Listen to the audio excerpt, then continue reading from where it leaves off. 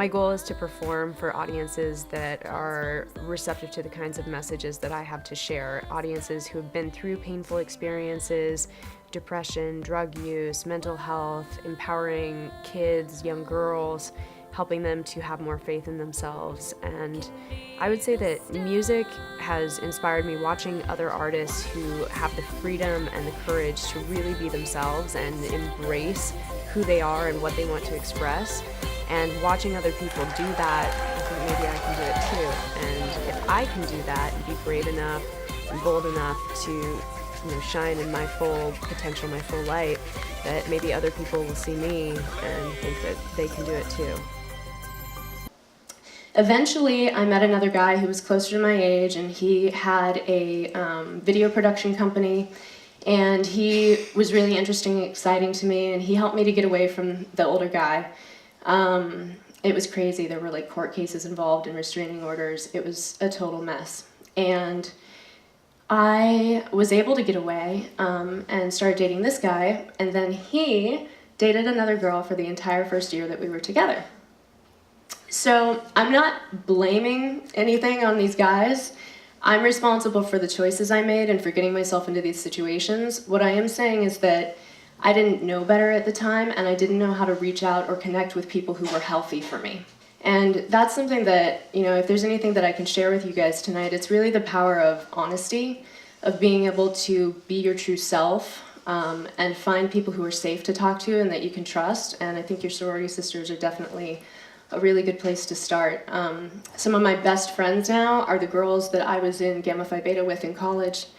And I wasn't able to really develop and cultivate those relationships deeply until after college, when I started to admit some of the things that I had been up to and gotten involved in. And that was really when I began a process of healing.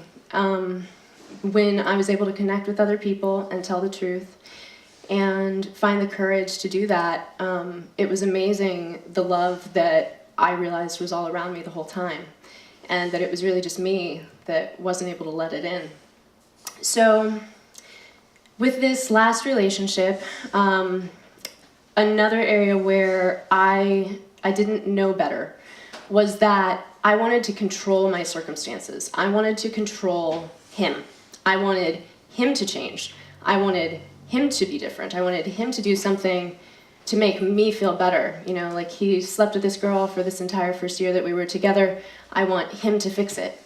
Well, there was no fixing that, and my lack of ability to accept it led me into even darker places. So I actually began cutting for a few years. That was after I had first moved out here, and then I started I started seeing a psychiatrist and trying different medications, and I ended up in and out of psych units, and ultimately eventually had several suicide attempts. So it got pretty dark, and I know that's some really, really heavy stuff.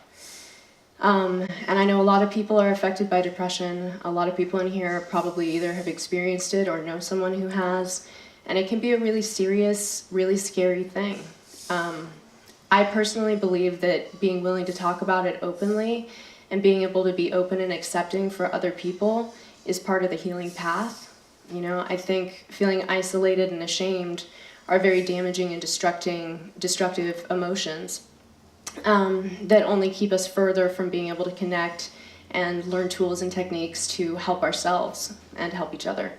So after all of this, it gets just a little bit worse before it gets better, but not much.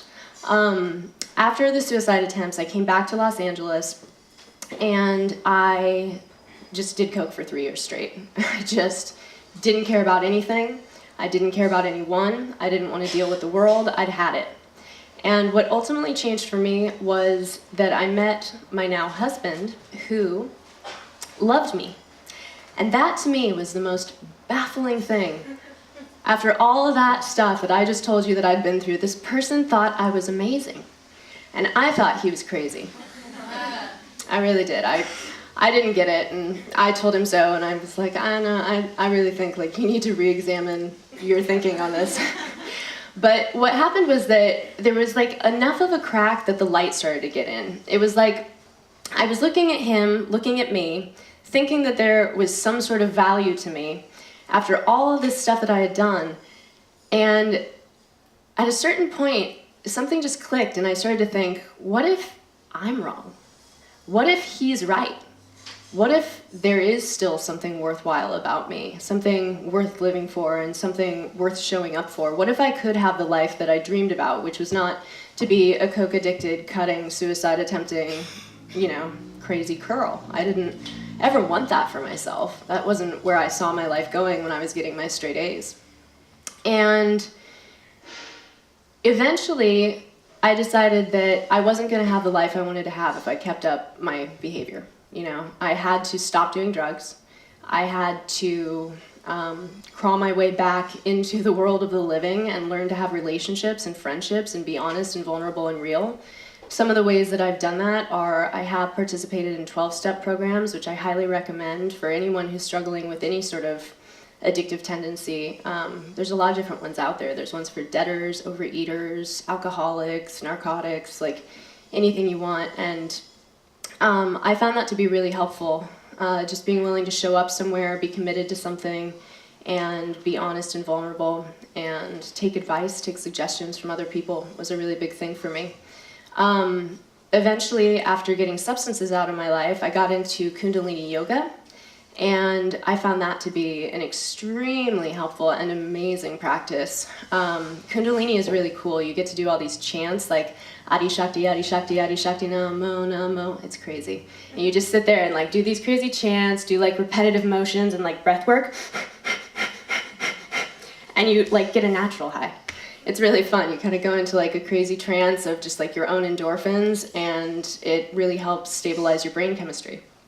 So there have been a lot of different techniques and modalities that I've employed, including the 12 steps and Kundalini. I've done a lot of different types of therapy, cognitive behavioral, dialectical behavioral.